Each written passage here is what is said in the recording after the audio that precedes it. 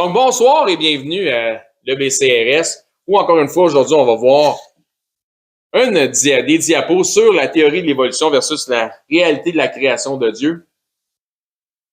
On va retourner la dernière diapo qu'on avait vue la dernière fois. C'est un petit bout qu'on en avait parlé. Donc, toujours la réalité de la création de Dieu versus la théorie de l'évolution. Pas pour rien qu'on appelle ça une théorie, c'est qu'il n'y a pas de preuve qui définit tout ça. Ce ne sont que des suppositions à fragrance et saveur scientifique. Donc, des dinosaures et des hommes, nous sommes rendus à la 11e partie de ce segment. Et si vous vous souvenez, on avait vu ça la dernière fois. Donc, le cas des reptiles est particulier car selon nos observations, ceux-ci, dans un environnement propice, qu'est-ce qu'ils font? Ils ont la capacité de croître tout au long de leur vie. Donc, c'est sûr qu'ils ont un moment de croissance qui est plus rapide, hein, donc de bébé à peu importe. Et éventuellement, ça ralentit, mais tout le long qu'ils vivent, tant qu'ils mangent quelque chose, ils vont, puis qu'ils vivent, ils vont grandir. Donc, c'est pour ça qu'il peut y avoir des très, très gros crocodiles parce qu'ils n'ont pratiquement pas de prédateurs. Donc, on va parler de ces choses éventuellement. Donc, on avait parlé du Majungasaurus.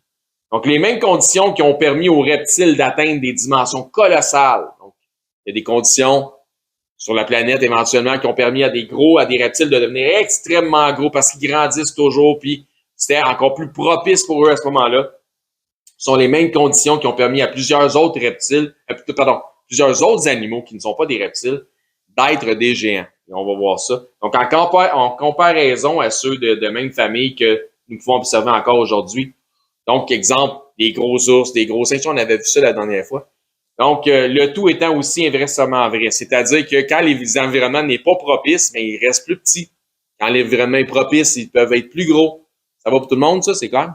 Donc, on avait vu, par exemple, la corne sur un puis la corne sur l'autre. Pas que je dis pas qu'un est le descendant de l'autre, mais ça donne une idée que s'il était gros, de quoi qu'il aurait l'air. Ça, c'est un iguane rhinocéros qu'on voit au bas. Continuons. Le gigantisme animalier et ou humain doit avoir diminué. Donc, il y avait des géants dans ce temps-là, que ça nous dit dans Genèse, et aussi par la suite, comme Moïse l'explique. Donc, le gigantisme animalier ou humain doit avoir diminué au même rythme que la longévité de l'espérance de vie. Donc, après le déluge, ils ont commencé à avoir une espérance de vie moins longue qu'avant le déluge, et on présume que aussi la grandeur moyenne diminuait avec le temps. Même chose pour les reptiles, ils sont plus petits aujourd'hui. En d'autres mots, l'ensemble des hommes et des êtres vivants, hommes et animaux, vivaient plus longtemps et étaient plus gros, plus grands avant le déluge. Il y avait des géants. Dans ce temps-là, on voit ici un fémur qui a été trouvé de 47 pouces. Je pense qu'il arrive, le fémur tout seul doit arriver pas mal à l'épaule du bonhomme. Là. Tu sais, imagine la grandeur de... Ouais, c'est fou. Suite au déluge, une période d'adaptation génétique due au nouveau climat a fait en sorte que les géants et les êtres de taille familière ont dû se côtoyer et être contemporains pendant une certaine période de temps. Donc, il y avait certains reptiles qui étaient restés gros, d'autres qui devenaient plus petits. Donc, il doit y avoir une période où les deux ont été contemporains, gros et plus petits en même temps. À un moment donné, ça se chevauche. Et éventuellement, ça s'est en allé vers ce qu'on connaît aujourd'hui qui est plus petit. Donc, si tel est le cas, existe-t-il encore des vestiges d'apparition de lézards, reptiles de grande taille après le déluge? Est-ce qu'on a des informations qui, après le déluge, les gens auraient vu dans l'histoire des dinosaures? Ou quelque chose qui s'apparente à des dinosaures? Existe-t-il des enregistrements répertoriés, des éléments historiques qui nous rapporteraient les évidences que des hommes ont eu des rencontres avec des géants, des reptiles, s'apparentant à des espèces semblables aux dinosaures, mais ce, dans un monde post-diluvien, donc après le déluge? Est-ce que ça existe? Est-ce qu'on a des enregistrements, des chroniques de ces choses-là? Dans cette recherche d'évidence, nous ne pouvons pas éviter les multiples fascinations des hommes concernant des animaux mythiques à la ressemblance particulière avec des géants reptiles, c'est-à-dire les dragons. On va en parler. On ne peut pas parler de ça. Donc, les histoires liées à ces animaux légendaires se retrouvent dans le folklore des nations anciennes et actuelles, et ce, à travers l'ensemble du monde. Donc, si on va, par exemple, sur Wikipédia, il y a un lien qui va vous parler ici des dragons et des serpents imaginaires. Donc, la liste, elle est énorme dans le folklore. Et il y en a un autre qui va parler, en fait, des dragons. Donc, l'encyclopédie libre Wikipédia nous informe sur plus d'une centaine de récits et légendes folkloriques concernant de gros reptiles, de serpents imaginaires ou de dragons. Le docteur Louis Jacob, éminent rabbin promu comme étant le juif le plus brillant ou le plus intelligent de l'Angleterre, étant un évolutionniste, il est aussi un fervent défenseur de l'idéologie mythique des récits de la création du livre de la Genèse. Autrement dit, pour lui, les 6 jours de la création, c'est un mythe. C'est pas vraiment vrai. Dans son livre Quest for the African Dinosaur, il mentionne ceci.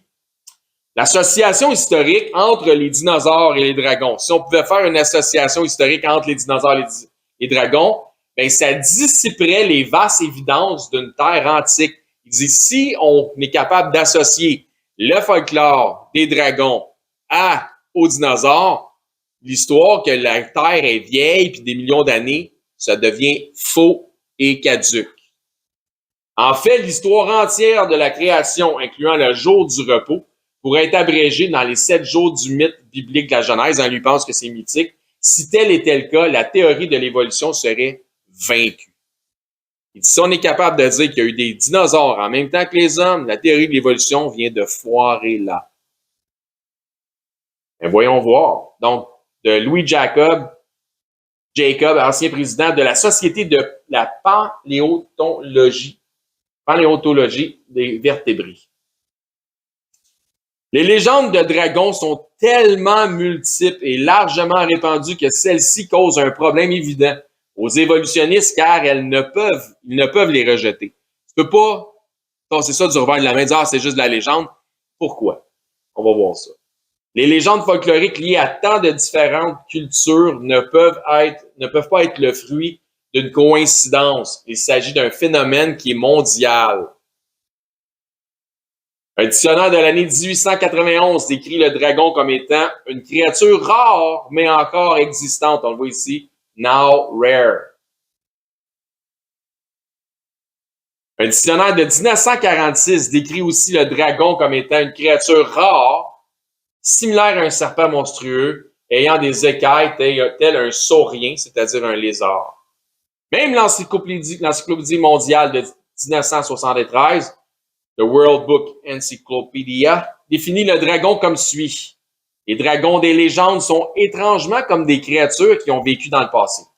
Ils sont comme ces gros reptiles, c'est-à-dire les dinosaures, qui ont habité la Terre avant les hommes, longtemps avant que ceux-ci, les hommes, fassent supposément leur apparition sur la Terre, et le mot « supposément » ici est très important.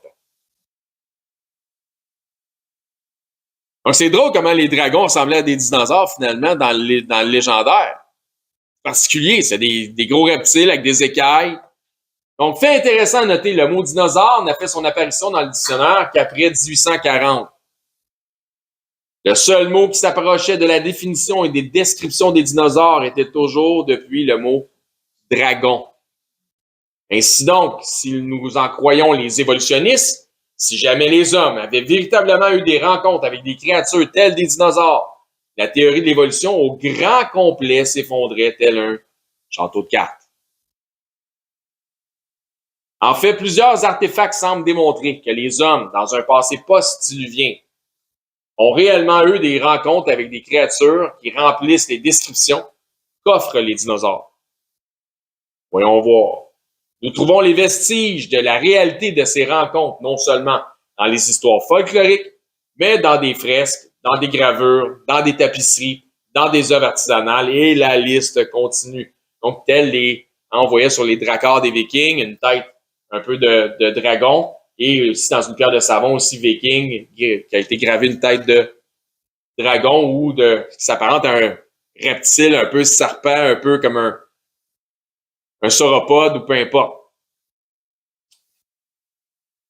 Pour marquer le 500e anniversaire de la mort de Léonard de Vinci, le Royal Collection Trust du Royaume-Uni expose une partie de sa collection de ses dessins. Un dessin en particulier fait sensation intitulé Chat, lion et un dragon, dessiné vers 1517-1518. Donc voici le dragon comme tel. L'image à la plume et à l'encre montre de manière vivante des chats et des lions, dans diverses poses réalistes, sans Léonard de Vinci regardant littéralement le dragon. Comment aurait-il pu dessiner un animal éteint avec autant de précision? Peut-être qu'il avait bien de l'imagination. Peut-être. Mais, est-ce qu'il a vu quelque chose qui s'apparentait à un dragon ou un gros reptile pour pouvoir le dessiner de cette façon-là? Peut-être, non, on ne sait pas. Possibilité. Un récipient à vin en bronze de la fin de l'époque du Zhou oriental, 3e siècle avant Jésus-Christ, exhumé en 1975 d'une tombe de Sanmexia, province de Henan en Chine. Il s'agit d'une magnifique illustration de 4 animaux qui, au-delà des mythiques dragons, sont clairement des dinosaures sauropodes.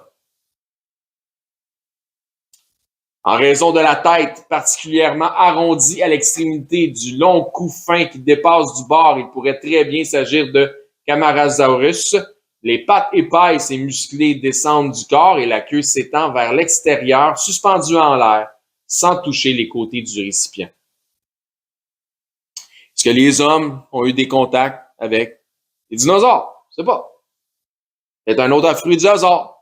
Et comme j'ai dit, il y a tellement de légendes que ça ne peut pas, et c'est mondial, ça ne peut pas être le fruit du hasard.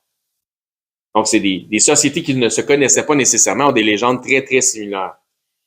L'article de couverture du magazine Creation de septembre 2007 intitulé Angkor a vu un stégosaure montrait une sculpture en pierre sur le temple de Ta Prohm, complexe d'Angkor au Cambodge, vers 1200 après Jésus-Christ, représentant ce qui ressemble à une impression artistique d'un dinosaure du type stégosaure.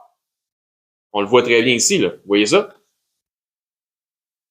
Le contexte du stégosaure d'Angkor montre qu'il est représenté avec de nombreux animaux connus, des animaux locaux, tels le buffle d'eau ou le water buffalo, qui est au-dessus, ici, du stégosaure.